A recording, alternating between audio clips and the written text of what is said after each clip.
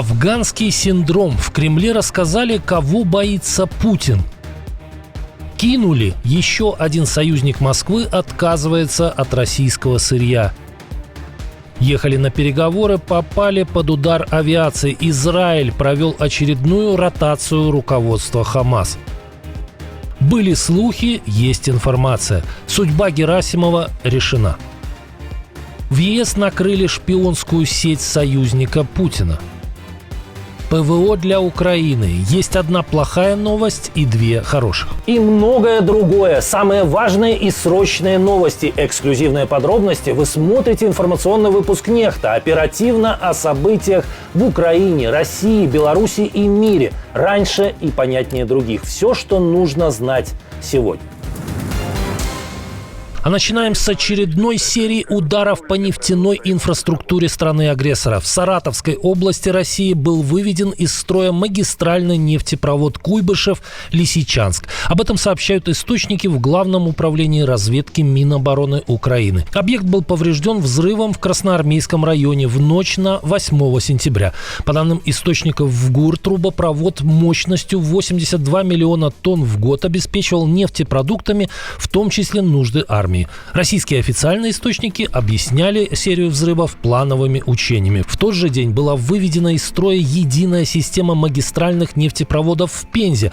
Об этом тоже сообщили источники в ГУР. В городе прозвучала целая серия взрывов в железнодорожном районе. Вследствие этого две трубы магистрального нефтепровода с пропускной способностью 2 миллиона баррелей в сутки прекратили функционирование. Кроме того, повреждены еще две трубы регионального газопровода, что создает угрозу локальных перебоев поставок топлива. Через несколько часов после ЧП в местных СМИ также появились сообщения о плановых учениях. По официальной версии, мероприятия направлены на ликвидацию последствий аварии, а жителей попросили сохранять спокойствие. Владимиру Путину опять нанесен удар в спину. И от кого? От одного из верных союзников. Венгрия сделала серьезный шаг в сторону отказа от российского газа, а вместо него намерена заключить долгосрочный контракт с одной из западных компаний. Об этом сообщил министр иностранных дел Венгрии Петер Сиярто. Это будет наш самый долгосрочный договор о закупке газа западного направления. Венгрия всегда прилагала серьезные усилия к диверсификации, и чем больше газа мы будем закупать по большему количеству маршрутов, тем лучше. То, что соратник Виктора Орбана называет диверсификацией, скорее стоило бы назвать капитуляцией. Похоже, сработало давление европейских коллег, а может, все более очевидное требование Вашингтона отказаться от российских энергоресурсов. Венгрия пока остается крупнейшим покупателем «Газпрома» в ЕС и только в текущем году получила от Москвы более 5 миллиардов кубометров голубого топлива через трубопровод «Турецкий поток». Ежемесячно Будапешт тратит на закупку энергоресурсов в России около полумиллиарда евро. Также российский трубопроводный газ продолжает покупать Словакия, но ее объемы примерно в 10 раз меньше. Ранее Россия также отправляла газ в Венгрию через Украину, но с января этого года поставки были прекращены, поскольку Москва и Киев не продлили договор о транзите. Договор на 10 лет Будапешт подписал с концерном Shell. Поставки будут осуществляться через чешские и немецкие газопроводы. Авиация Израиля нанесла очередной удар по верхушке Хамас. Лидеры террористической организации атакованы в неожиданном месте – столица Катара. В Дохе представители группировки обсуждали предложение президента США о прекращении огня в секторе Газа. Цахал заявили, что атака была целенаправленной. Члены руководства, подвергшиеся нападению, на протяжении многих лет руководили деятельностью террористической организации и несут прямую ответственность за осуществление резни 7 октября и ведение войны против государства Израиль. В заявлении не назвали имен, но израильские СМИ сообщают, что основной целью стал Халил Аль-Хая, один из ключевых лидеров Хамас в Газе. Телеканал Аль-Хадад сообщает, что в здании, подвергшемся удару, также находились глава зарубежного офиса группировки и 3 члена Политбюро, включая его председателя Халеда Машаля. В Цахал отметили, что перед атакой были предприняты меры по минимизации ущерба для прохожих, включая использование высокоточного оружия и дополнительной разведывательной разведывательной информации. Рейтер со ссылкой на высокопоставленного израильского чиновника сообщает, что Тель-Авив заранее проинформировал США о планируемой операции. Газета «Исраэль Хайом» также утверждает, что уведомления получили и катарские власти. Министерство иностранных дел Катара, однако, официально осудило действия Израиля, заявив, что удар был нанесен по жилым домам. Владимир Путин, который в публичных выступлениях всячески нахваливает ветеранов так называемой СВО, на самом деле панически боится их массового возвращения. Об этом Рейтер рассказали несколько источников, близких к Кремлю. Правитель России считает, что возвращение армии с войны в Украине грозит ростом преступности и дестабилизацией политической системы. По словам собеседников агентства, Путин опасается ситуации, похожей на 90-е годы, когда после окончания войны в Афганистане ветераны формировали банды. По данным ФСИН и украинской разведки, на фронт были отправлены от 120 до 180 тысяч заключенных из российских колоний и тюрем. Некоторые из них после возвращения уже совершили тяжкие преступления, причинив вред сотням граждан. Опасения Путина связаны как с психологическими травмами и возможным уголовным прошлым ветеранов, так и с экономическими реалиями. Зарплаты и бонусы военных на фронте значительно превышают доходы в мирной жизни, что может вызвать недовольство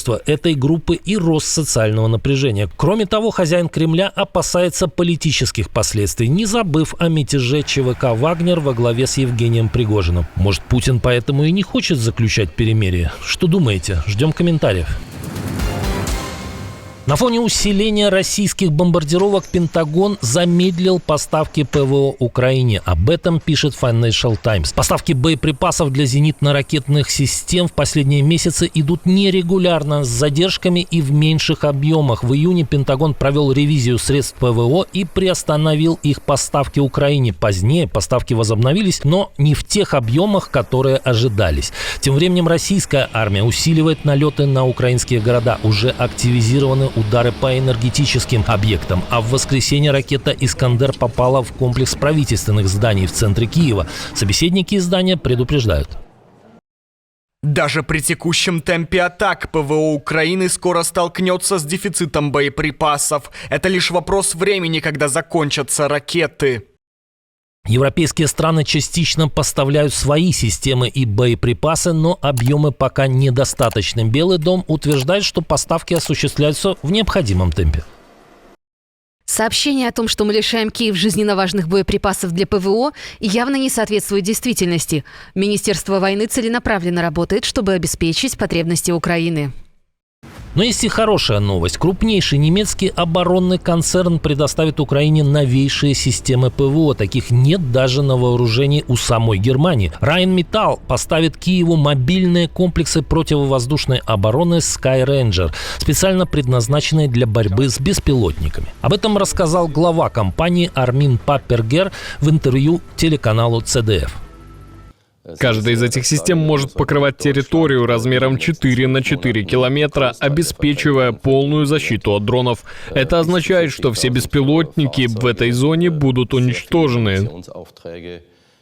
Глава Rheinmetall добавил, что подписание контракта на поставки состоится на этой неделе в Лондоне, а первые мобильные зенитные платформы, которые можно будет установить на танке «Леопард», будут переданы Киеву до конца этого года. Таким образом, Украина получит Sky Ranger раньше, чем вооруженные силы Германии. Кроме того, Берлин передал Киеву 2 системы Patriot. Об этом сообщил министр обороны Германии Борис Писториус во время встречи в формате «Рамштайн» в Лондоне.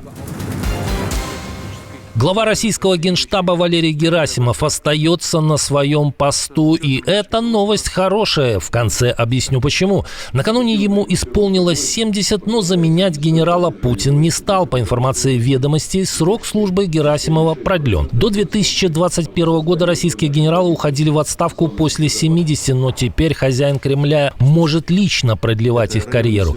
Путин не только оставил своего подельника в кресле начальника генштаба, но и наградил его его орденом за мужество, отвагу и самоотверженность при исполнении воинского долга. Герасимов занимает свой пост с 2012 года дольше всех в постсоветской истории. Под его руководством Россия аннексировала Крым, вмешалась в сирийскую войну и развязала полномасштабное вторжение в Украину. Не повлияла на позиции верного служаки даже отставка министра Шойгу. Почему эта новость хорошая? Замени Путин Герасимова на более популярного в рядах захватчиков военачальника, это могло бы придать им мотивирующий импульс, а так только разочарование. К тому же все, на что способен этот стратег, украинские генералы уже изучили, а новый мог бы преподнести сюрпризы. А что об этом думаете вы? Напишите в комментариях.